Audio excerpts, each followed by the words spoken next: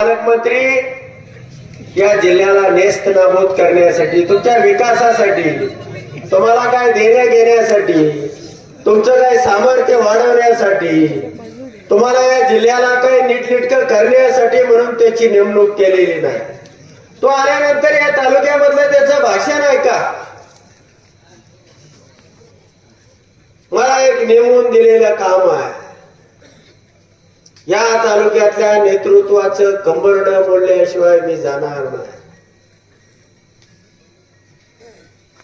अरे चांगलं करण्याचं बोल, या तालुक्याचं सामर्थ्य वाढवेल, या तालुक्याला पाणी देण्यासाठी तलावांचं गाळ काढेल, टाटाच्या ताब्यामध्ये जी धरणं आहेत 12-13 वीज निर्मिती केली जाते ती या भागासाठी खुली करेल, इथले रस्ते चांगली करेल, इथल्या वीज पुरवठा चांगला करेल, इथल्या डीपी देईल. पण असं काही नाही. इथलं नेतृत्व मोंड. म्हणून तुम्हाला मला कळकळीची विनंती करायची आहे, उमेदवार कोणी असू द्या, जातीपातीच्याही पलीकडे जाऊन आपल्याला ही निवडणूक लढावी लागणार आहे. विरोधी पार्टीमधून कोण आहे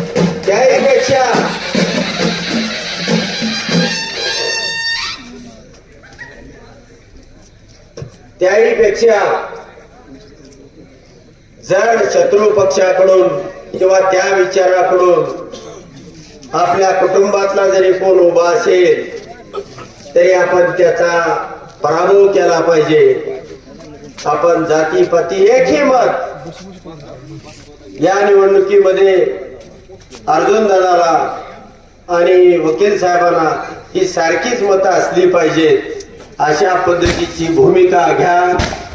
आणि या ठिकाणी आपले लाडके खासदार नरेशीर भैया आलेले आहेत. शाळेच्या गजरामध्ये त्यांचं आपण स्वागत करूया.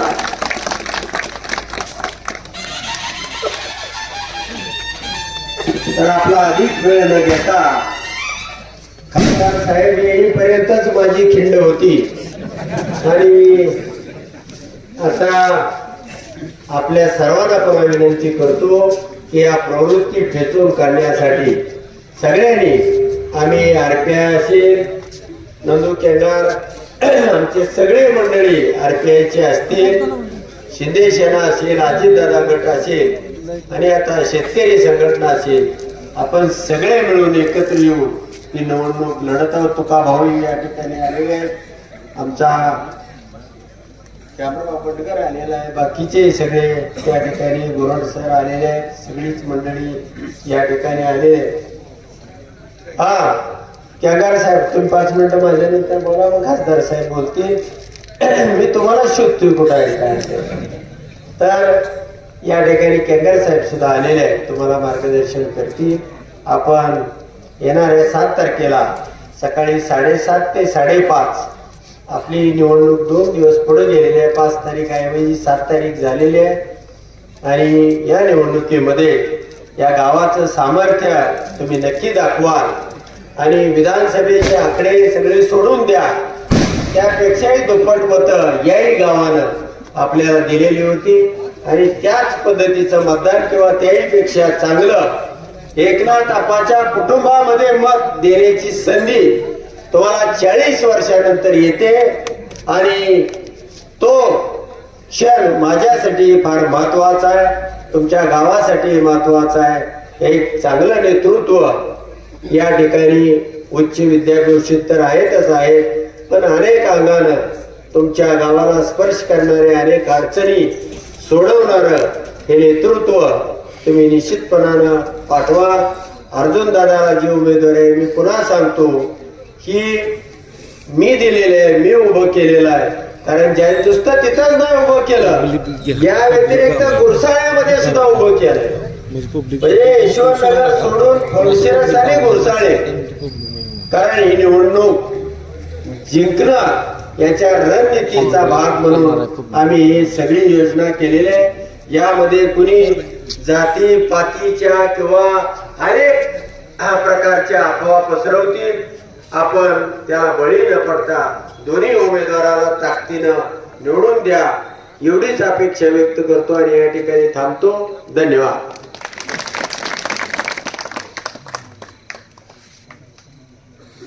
यानंतर एक पक्ष प्रवेश होणार आहे. ज्ञानेश्वर वाघमोडे यांचा भाजपमधून राष्ट्रवादी काँग्रेसमध्ये चालायचं. ज्ञानेश्वर वाघमोडे.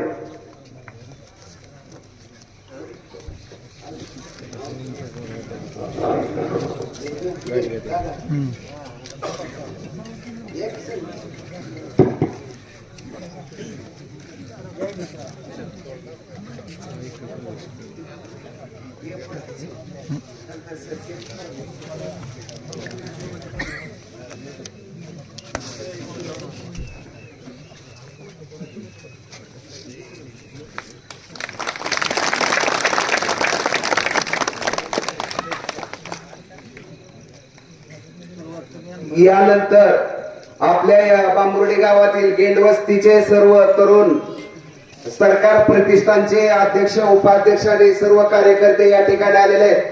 त्यांचं या ठिकाणी आपल्या उमेदवारांना पाठिंबा द्यायचा आहे.